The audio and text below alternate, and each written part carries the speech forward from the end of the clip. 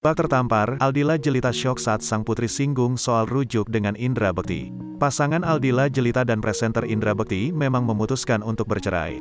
Aldila Jelita dan Indra Bekti memilih cerai usai 13 tahun menikah. Meski disayangkan banyak pihak, Aldila Jelita isyaratkan tak akan rujuk dengan suaminya, Indra Bekti. Seperti baru-baru ini, Aldila mengaku bahwa ia diminta rujuk dengan Indra Bekti oleh anak-anaknya.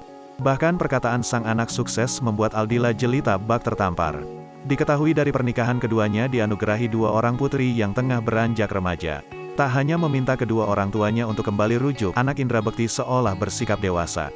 Bak mengerti kondisi yang dialami orang tuanya, omongan anak Indra Bekti membuat Aldila Jelita sempat tersentak. Kendati demikian, ungkapan isi hati putri pertamanya tersebut diduga tak mampu menembus prinsip Aldila Jelita. Tampak Aldila Jelita masih akan terus berjuang untuk bercerai dari Indra Bekti.